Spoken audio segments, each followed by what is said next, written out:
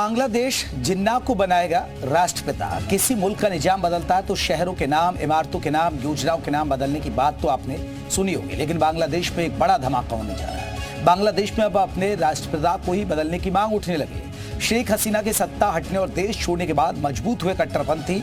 अस्सलाम वालेकुम नाजरीन, जैसा कि आपको पता है कि शेख हसीना वाजिद जो कि शेख मुजीब की बेटी थी, उसकी तख्ता उलटने के बाद बांग्लादेश अब पाकिस्तान की तरफ जा रहा है। और ये बात इंडियन मीडिया को बहुत सख्ती से चुभ रही है। इंडियन मीडिया जो कि इंडियन एस्टेब्लिशमेंट और इंडियन गवर्नमेंट की शह पर काम करता है, इन दिनों सख्त तकलीफ में मुब्तला है, क्योंकि बांग्लादेश की मौजूदा गवर्नमेंट ने कायद-ए-आज़म मोहम्मद अली जिन्ना को अपना राष्ट्रपिता बनाने की ख्वाहिश जाहिर की है। और अब बांग्लादेश पाकिस्तान के साथ हाथ मिलाकर चल रहा है।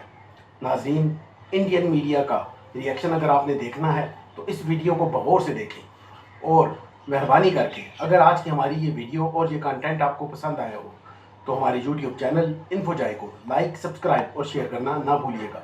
बहुत शुक्रिया। और आइए अब चलते हैं वीडियो की तरफ। अब बांग्लादेश जिन्ना को बनाएगा राष्ट्रपिता। किसी मुल्क का निजाम बदलता है तो शहरों के नाम, इमारतों के नाम, योजनाओं के नाम बदलने की बात तो आपने सुनी होगी, लेकिन बांग्लादेश में एक बड़ा धमाका होने जा रहा है।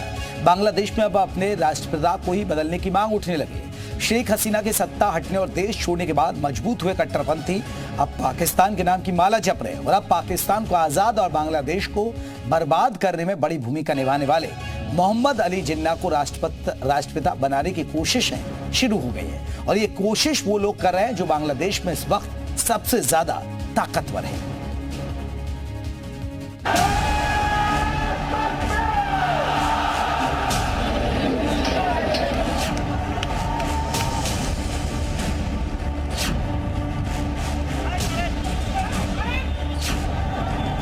बांग्लादेश में निजाम क्या बदला? अब बांग्लादेश में राष्ट्रपिता को ही बदलने की मांग शुरू हो गई है। जिन लोगों ने बांग्लादेश को आजादी दिलाने वाले पूर्व प्रधानमंत्री शेख हसीना के पिता मुजीबुर रहमान की मूर्तियां तोड़ी और आजादी से जुड़े संग्रहालय को जला दिया,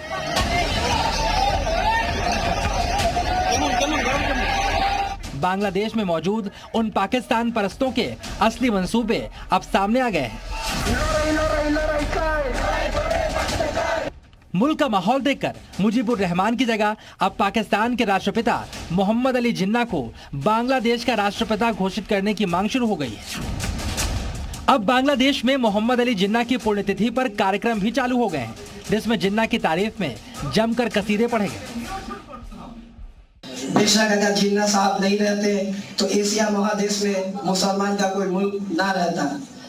मोहम्मद अली जिन्ना साहब के लिए हम लोग एक पाकिस्तान पाया, मुस्लिम, जहाँ पे हम लोग अपनी इज्जत से अपनी इस्लाम कायम करके रह सकें।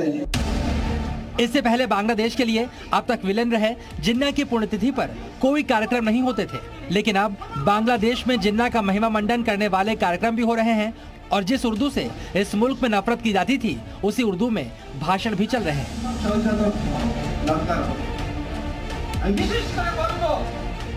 मोहम्मद यूनुस की सरकार बनने के बाद बांग्लादेश में अब खुद को पाकिस्तान के करीब और भारत विरोधी दिखाने का चलन शुरू हो गया है।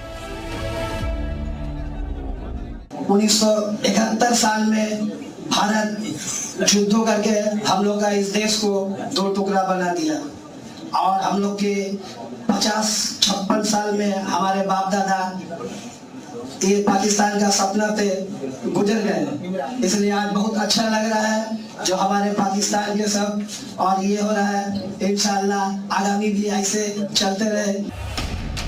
लेकिन कौन है ये लोग जो ढाका के प्रेस क्लब में बैठकर बांग्लादेश के राष्ट्रपिता को बदलने का प्लान बना रहे हैं, बांग्लादेश को पाकिस्तान के करीब दिखा रहे हैं? ढाका प्रेस क्लब में हुए जिस कार्यक्रम में यह मांग उठी, वो जमात इस्लामी बांग्लादेश से जुड़े संगठन का कार्यक्रम था। जमात से जुड़े नागरिक परिषद के लोग भाषण देने वालों में शामिल थे। वैसे जमात को खुले तौर पर पाकिस्तान का समर्थक माना जाता है, लेकिन इस कार्यक्रम में बांग्लादेश के सशस्त्र बलों के अधिकारी भी पहुंचे। खालिदा जिया की पार्टी बीएनपी के नेता भी इस कार्यक्रम में मौजूद थे। इसके अलावा बांग्लादेश में पाकिस्तान के डिप्टी हाई कमिश्नर कामरान धंगल भी इस कार्यक्रम में आए थे, लेकिन हैरान करने वाली बात यह है कि इस कार्यक्रम में यूनुस सरकार के नुमाइंदे भी मौजूद थे, जो बताता है बांग्लादेश का राष्ट्रपिता बदलने वाली जमात की साजिश में यूनुस सरकार भी शामिल है।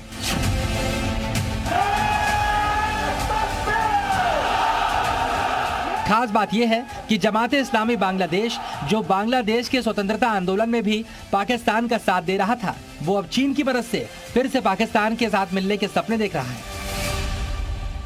অতীতের নেতৃবৃন্দের ভুলের কারণে আমাদের ভিতরে যে দূরত্ব সৃষ্টি হয়েছিল সেটাকে আমাকে নিরসন করতে হবে, কারণ আমাদের ইজ্জতের জন্য, আমাদের সম্মানের জন্য, আমাদের বেঁচে থাকার জন্য এটা প্রয়োজন। আজকে একদিকে পাকিস্তান আর একদিকে বাংলাদেশ, মাঝখানে একটা মুশরিক জাতি, তারা হিংস্র সবল কালনাগিনীর হিংস্র সবল হওয়ার জন্য সবসময় প্রস্তুত রয়েছে। আমাদের ভাইয়ের সহযোগিতা দরকার হবে, চায়নার সহযোগিতা দরকার হবে। वैसे आईएसआई के साथ मिलकर हसीना सरकार को गिराने के मास्टरमाइंड रहे जमात इस्लामी बांग्लादेश की जिन्ना को राष्ट्रपिता बनाने की योजना इतनी आसानी से पूरी नहीं होने वाली, क्योंकि बांग्लादेश की बड़ी आबादी आज तक पाकिस्तान की सेना के अत्याचारों को नहीं भूली है। 1971 में पूर्वी पाकिस्तान के अंदर 30 लाख बांग्ला भाषियों की हत्या की गई थी। पाकिस्तान की सेना ने पूर्वी पाकिस्तान पर बेतहाशा जुल्म किए थे, लेकिन इस विभाजन की नींव खुद मोहम्मद अली जिन्ना ने रखी थी। 1948 में जिन्ना ने ढाका का दौरा किया था और वहां पर साफ साफ एक बात कह दी थी कि पाकिस्तान की राजकीय भाषा उर्दू ही होगी और उर्दू का विरोध करने वालों को पाकिस्तान का दुश्मन माना जाएगा। बाद में बंगाली वर्सेस उर्दू की लड़ाई पाकिस्तान के विभाजन का कारण बनी, लेकिन अब जमात और बांग्लादेश की सरकार पाकिस्तान और जिन्ना को लेकर फिर से प्रेम दिखा रहे हैं। खास बात यह है कि तख्ता पलट के बाद बेहद ताकतवर हो चुके जमात की सोच का विरोध करने वाले भी डर की वजह से खामोश हैं। लेकिन क्या इस डर के साए में बांग्लादेश अपने राष्ट्रपिता को भी बदल देगा? इस पर सबकी निगाहें टिकी हैं। ब्यूरो रिपोर्ट, जी मीडिया।